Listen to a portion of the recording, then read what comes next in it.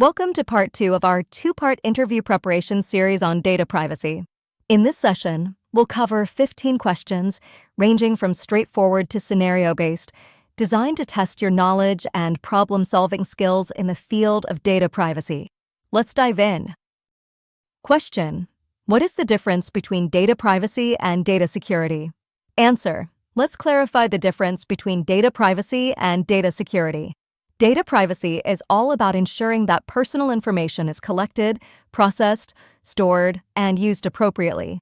It focuses on establishing policies and procedures to protect individuals' rights and ensure their data is handled with care. For example, privacy would involve determining who can access sensitive customer data and for what purpose. On the other hand, data security involves implementing the technical measures to protect this data from unauthorized access, breaches, or cyber attacks. These measures could include firewalls, encryption, or multi-factor authentication. Think of it this way: if privacy decides who has the right to access specific data, security provides the mechanisms to enforce and safeguard those rules. A real-life example could be an online retailer collecting customer information. Privacy policies ensure that the data is only used for order processing and not for unauthorized marketing. At the same time, security measures like encryption protect that data from being stolen by hackers. Both privacy and security work hand in hand to maintain trust and safeguard sensitive information. Question: explain the concept of privacy by design, (PBD), and its core principles. Answer: privacy by design, or PBD, is a framework that ensures privacy isn't just an afterthought, but is embedded into systems and processes right from the start. It promotes a proactive approach to protecting personal data, focusing on preventing issues rather than addressing them after they occur. The concept is built on 7 core principles. First, it emphasizes being proactive, not reactive, by addressing potential privacy risks upfront. Second, privacy should be the default setting, meaning users' personal data is protected automatically without requiring them to take additional steps. Third, privacy is embedded into the design and architecture of systems, making it an integral part of operations rather than an add-on. PBD also ensures that privacy and functionality coexist. Organizations don't have to compromise on performance to protect user data. End-to-end security ensures data is protected throughout its life cycle, from collection to deletion. Additionally, visibility and transparency are key, so users can trust that their data is handled responsibly. Finally, PBD emphasizes respecting user privacy by maintaining data protection as a core value. For example, consider a fitness app that collects health data. If the app implements PBD, it would encrypt sensitive data, minimize the information collected to only what's necessary, and provide clear privacy policies for users. This ensures a balance between functionality and strong privacy protections, fostering user trust. Question: what is data pseudonymization and how does it differ from anonymization? Answer: let's talk about the difference between data pseudonymization and anonymization, 2 key concepts in data privacy. Pseudonymization is a process where identifiable information in a dataset is replaced with artificial identifiers or pseudonyms to protect individual identities. However, the key is that the data can still be re-identified if needed, using additional information stored separately. For example, a company might replace a customer's name with a random ID in their records, but a mapping file allows re-identification if authorized. On the other hand, anonymization takes privacy a step further by permanently removing or altering all identifiable information. Once data is anonymized, it is no longer possible to trace it back to the individual. For instance, in anonymization, the customer's name, contact details, and any other identifiable fields are deleted or masked in a way that reconstruction is impossible. To illustrate, think of a health research study. If pseudonymization is used, patient names are replaced with codes, but researchers retain a secure mapping file to connect the data back to the patients if needed. However, in anonymization, all identifying information, including names and contact details, is removed or scrambled, so even the researchers cannot trace it back. Both methods serve privacy goals but are used in different contexts. Pseudonymization is ideal when data might need re-identification, such as during audits, while anonymization is suitable for situations like publishing aggregated statistical reports. Question: what is the purpose of Data Protection Impact Assessment, DPA? Answer: a Data Protection Impact Assessment, or DPA, is a critical process designed to identify and minimize privacy risks associated with data processing activities. Its primary goal is to ensure that organizations handle personal data responsibly while complying with data protection regulations. The DPA process begins by describing the data processing operations in detail, including the purpose and scope. It then assesses whether the processing is necessary and proportionate to achieve its objectives. A key step involves identifying potential risks to individuals, such as unauthorized access, data breaches, or misuse of personal information.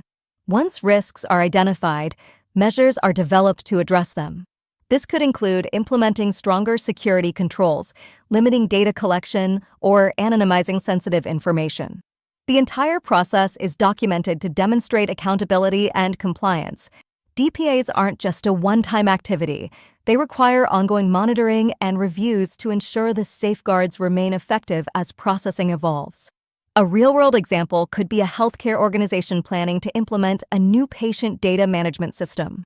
Before launching, a DPA would identify risks, such as unauthorized access to sensitive health records, and recommend measures like encryption and role-based access controls. Another example is a marketing company evaluating the privacy impact of tracking customer behavior online. A DPA would help ensure that such activities respect user privacy and comply with laws like GDPR. By conducting DPAs, organizations can proactively protect individuals' privacy, build trust, and avoid legal or reputational issues. Question: explain the concept of data minimization and its importance. Answer: data minimization is a privacy principle that advocates for collecting and processing only the minimum amount of data required to achieve a specific purpose. Instead of gathering vast amounts of personal information, organizations focus on collecting just what is relevant and necessary. Why is data minimization so important? First, it reduces privacy risks by limiting the exposure of unnecessary personal data. The less data you store, the fewer opportunities there are for breaches or misuse. For example, if a company collects only email addresses for a newsletter, there's less risk than if it stores additional personal details like phone numbers and addresses. Second, by minimizing the amount of data stored, organizations can lower storage costs. Less data means fewer resources spent on security and compliance. It also simplifies compliance with data protection laws like GDPR, which mandate that only relevant data should be collected. Data minimization also decreases the potential impact of data breaches. If an organization is breached but only holds minimal personal data, the scope of the breach is much smaller. It also enhances data quality because organizations are focused on collecting only the most accurate and necessary data. Let's take a real-life example: a bank that needs to verify the identity of new customers. By collecting only the required information, such as a government-issued ID number, rather than extensive financial history, the bank reduces privacy risks and simplifies the customer onboarding process. Similarly, a company collecting information for a marketing campaign can focus on a customer's interests rather than intrusive personal details. By practicing data minimization, organizations not only protect individuals' privacy, but also optimize their operations. Question: how do you ensure valid consent?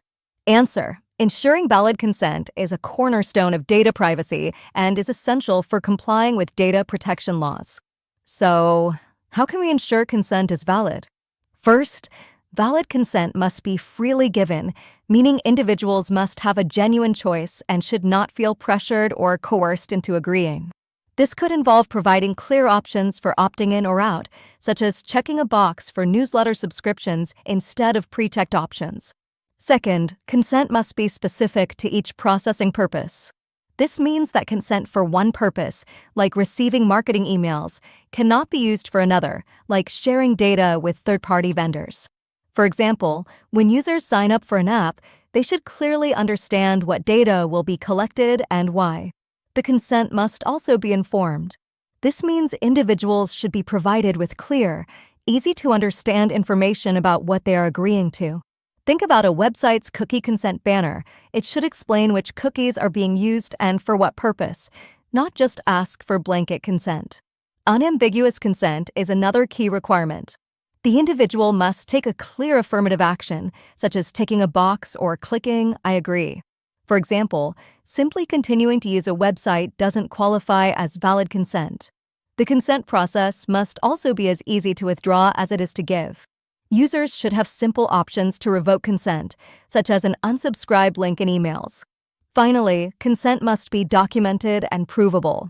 Organizations should have a record of when, how, and what individuals consented to.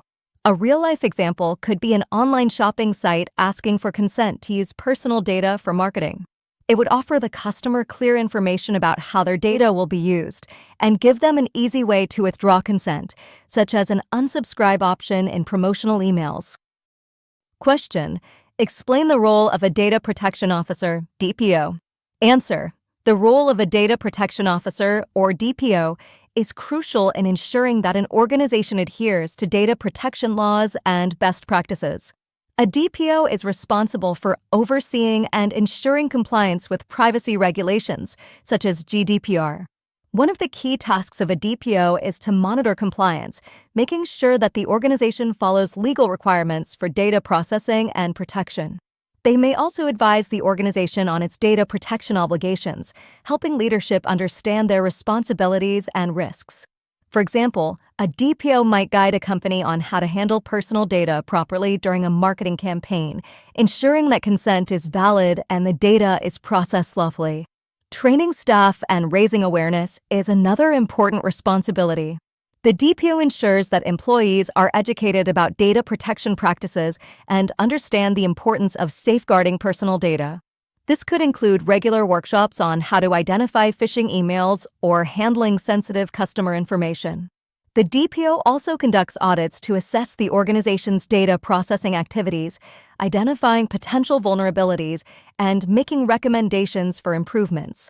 These audits could be periodic reviews or focused investigations when new technologies are introduced. As the primary point of contact for supervisory authorities, the DPO must be available to answer questions, respond to concerns, and cooperate with regulators in the event of a privacy incident or investigation. Importantly, a DPO must act independently, without interference from other parts of the organization, and report directly to the highest level of management, such as the board of directors. This ensures that privacy concerns are given the attention they deserve at the top level. Voiceover script. Question: how do you implement data retention and deletion policies? Answer: implementing data retention and deletion policies is critical to ensuring that personal data is not kept longer than necessary and is securely disposed of when no longer needed. Here's how you can implement effective policies. First, define retention periods based on legal requirements and business needs. For example, financial data might need to be kept for a minimum of 7 years due to tax regulations, while employee data might only need to be retained for the duration of their employment. Next, implement automated deletion mechanisms to ensure that data is removed when the retention period expires. This can be done through software tools that automatically delete or anonymize data after the specified period. Automated systems reduce human error and ensure timely compliance. Create backup and archive policies for data that needs to be retained for longer periods but doesn't need to be readily accessible. This can include storing certain types of records in an archive with limited access, ensuring that they are secure but can be retrieved if necessary. Establish secure deletion procedures to ensure that once data is deleted, it cannot be recovered. This could involve using specialized software to overwrite data or physically destroying storage media. Document deletion certificates as proof that data has been properly deleted according to the policy. These certificates provide accountability and can be important during audits or regulatory inspections. Finally, regularly audit your retention compliance. Periodic reviews ensure that your policies are being followed and that no outdated or unnecessary data is lingering in the system. For instance, consider a company that stores customer information for billing purposes. By implementing retention policies, the company ensures that personal data is only kept for the legally required time, after which it is securely deleted. Question: how do you conduct a privacy risk assessment? Answer: conducting a privacy risk assessment is essential for identifying and managing potential privacy risks associated with data processing activities. Here are the key steps involved in a thorough assessment. First, identify personal data flows within the organization. This means understanding where personal data comes from, where it goes, and how it is used at different points in its life cycle. Mapping these flows allows you to visualize and evaluate the risk areas. Next, map the processing activities associated with personal data. This involves documenting how the data is collected, stored, shared, and used across various systems or processes. For example, if you're handling customer data for an e-commerce site, you document how data is gathered during the order process, stored in a database, and potentially shared with third-party service providers like delivery partners. Once you have a clear understanding of the data flows and processing activities, assess the likelihood and impact of potential risks. Ask yourself, what could go wrong, and what would happen if it did? This helps prioritize risks based on their potential harm to individuals and the organization. For example, a data breach that exposes sensitive personal health information may have high impact and likelihood, requiring urgent attention. Evaluate existing controls in place to mitigate these risks. These could include encryption, access controls, or regular data backups. This step helps you determine whether the current safeguards are sufficient to protect the data. Next, determine the residual risk after accounting for existing controls. Residual risk is the risk that remains even after mitigation efforts, and it should be evaluated to decide if further action is needed. Finally, recommend additional controls if necessary to address any identified gaps in risk management. Question: what are common privacy risks in cloud computing? Answer: cloud computing offers great flexibility and cost efficiency, but it also introduces several privacy risks that organizations need to be aware of. Let's look at some of the most common risks. First, data jurisdiction and transfers are significant concerns. With cloud services often based in multiple countries, data may be transferred across borders. This can complicate compliance with local data protection laws, like GDPR, which restrict the transfer of personal data outside the European Union unless certain safeguards are in place. Next, there's the risk of shared infrastructure security. Cloud providers typically use shared environments where multiple clients' data and services are hosted together. If one client's system is compromised, it can potentially expose data belonging to others. Proper isolation and security measures are critical to mitigate this risk. Vendor access to data is another concern. Cloud service providers typically need access to your data for maintenance and troubleshooting. This creates a risk if the vendor doesn't have proper controls or if there is unauthorized access. You should ensure that contracts with cloud vendors define strict data access policies and responsibilities. Data deletion verification can be tricky in the cloud. Once data is deleted from a cloud service, how can you be sure it is truly gone? Cloud providers may have varying levels of data deletion transparency, so it's important to verify that data is securely erased according to your requirements. Another risk is service provider lock-in. Cloud services often make it difficult to move your data or applications away from the provider due to proprietary technologies or formats. Lastly, compliance documentation is essential. Cloud providers must provide the necessary documentation to ensure compliance with regulations like GDPR, HIPAA, or others. Question: what are common privacy risks in cloud computing? Answer: managing privacy risks in third-party relationships is crucial, as these relationships often involve sharing personal data. Here are the key approaches to effectively manage these risks. Conducting vendor assessment questionnaires is crucial for evaluating the privacy practices of potential third-party vendors. These questionnaires cover data security measures, compliance with privacy laws, and personal data handling, helping identify risks early and ensuring partnerships with privacy-focused vendors. Next, establish solid data processing agreements, DPAs, with third-party vendors. A DPA outlines how personal data will be handled, shared, and protected, including terms on data security, compliance with privacy laws, and breach management procedures.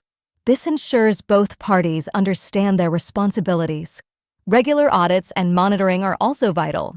Periodically reviewing third-party practices ensures they meet your data protection requirements, such as conducting annual audits of your cloud provider's security protocols to verify compliance with privacy regulations.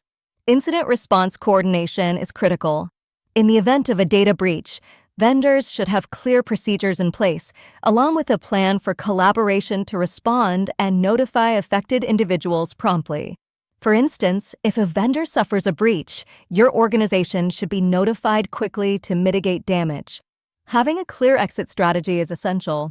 If you end a relationship with a vendor, ensure that all personal data is returned or securely destroyed, preventing any leftover accessible data. Lastly, include contractual safeguards in your agreements. These may involve clauses on data protection compliance, regular reporting, and penalties for noncompliance. By embedding these safeguards into contracts, you protect both parties and ensure accountability. Question: what are effective methods for data breach prevention? Answer: preventing data breaches is critical to maintaining trust and ensuring compliance with data protection laws. Here are several effective methods for minimizing the risk of data breaches. First, conducting regular security assessments is key. These assessments help identify vulnerabilities in your systems and processes. By regularly testing your security infrastructure, you can address weaknesses before they are exploited. Employee training is another essential method. Often, human error is the cause of data breaches, such as falling for phishing attacks or mishandling sensitive data. Regularly training staff on security best practices, recognizing phishing emails, and understanding data protection policies can significantly reduce the risk of breaches. A real-life example would be a company that trains employees to recognize malicious email attachments that could compromise personal data. Access control reviews ensure that only authorized personnel have access to sensitive data. Regularly reviewing user permissions and enforcing the principle of least privilege, where employees only have access to the data they need for their job, can limit exposure in case of an internal or external breach. Network segmentation involves dividing your network into smaller, isolated sections to prevent the spread of a breach. For instance, sensitive data could be kept on a separate network from less critical data. This way, if one part of the network is compromised, the breach is contained and does not affect the entire system. Implementing data loss prevention, DLP, technologies can also help identify and prevent unauthorized attempts to access or transfer sensitive data. Finally, encryption is a powerful tool in preventing data breaches. Encrypting sensitive data both at rest and in transit ensures that even if unauthorized individuals gain access to your data, they cannot read or use it. Question: how do you handle privacy incidents and breaches? Answer: when a privacy incident or breach occurs, swift action is critical to mitigate the damage. Here's how to handle it effectively. First, activate the incident response plan. This plan should outline roles and responsibilities, communication channels, and immediate actions to take. Next, implement containment measures to stop the breach from spreading. For example, if a server is compromised, isolate it from the network to prevent further data loss. Conduct an impact assessment to determine the extent of the breach. Identify what data was exposed and how many individuals are affected. This helps prioritize response efforts. Follow the proper notification procedures, ensuring compliance with regulations like GDPR, which requires notifying affected individuals within 72 hours. Be clear about what happened, what data was involved, and any steps individuals should take to protect themselves. Once contained, conduct a root cause analysis to understand how the breach occurred. Was it due to human error, a system vulnerability, or third-party failure? This insight is key to preventing future incidents.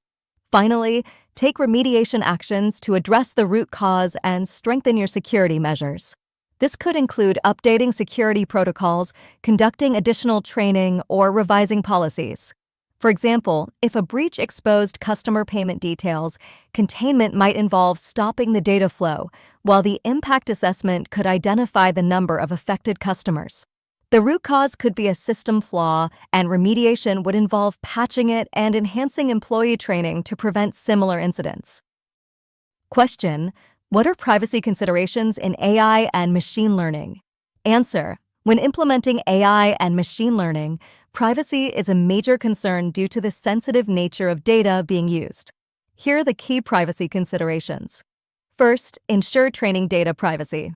The data used to train AI models may contain personal or sensitive information, so it's essential to anonymize or pseudonymize this data to prevent exposing individuals' privacy. For example, when using healthcare data for predictive models, steps should be taken to remove personally identifiable information before processing. Another concern is model inference attacks. These attacks attempt to extract sensitive information from the model's predictions or inferences. For instance, an attacker might reverse engineer an AI model to access private training data.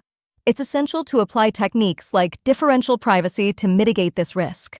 Data minimization should always be prioritized. Only collect and use the data that is strictly necessary for the specific task. This reduces the risk of excessive data being exposed or misused in the training process. Algorithm transparency is vital for ensuring that the decision-making process of AI systems is understandable and explainable. This helps build trust, as users should be able to understand how decisions are made. For example, if an AI system denies a loan application, the applicant should be able to get a clear explanation of the factors that led to the decision. Bias prevention is another consideration. AI models can inadvertently inherit biases from the data they are trained on, which may lead to discriminatory outcomes. It's important to regularly audit and adjust models to avoid bias in decision-making processes. Lastly, provide user control options. Users should have the ability to control how their data is used, whether through consent management, opt-out options, or access to their data processed by AI systems. Question: how do you implement data subject rights? Answer: implementing data subject rights is essential to ensuring compliance with privacy regulations and giving individuals control over their personal data. Here's how to do it effectively. First, establish request verification procedures. When an individual exercises their rights, such as requesting access to or deletion of their data, you must verify their identity to ensure that the request is legitimate. This prevents unauthorized individuals from accessing sensitive data. Create efficient response workflows to process these requests. A clear, organized workflow ensures that each request is handled promptly and correctly. For instance, if a user asks for their data to be deleted, the workflow should outline the steps for verifying the request, confirming deletion, and notifying the individual. Implement data search capabilities to locate personal data quickly. Having a system in place that allows you to search across different databases or systems ensures that you can efficiently retrieve or modify data when responding to data subject requests. Prepare response templates for common requests like data access or erasure. These templates should include clear and concise information to be sent to the individual, ensuring consistency and legal compliance. For example, a response template for a data access request should provide a summary of the data collected, its purpose, and how it is processed. Track timelines for compliance.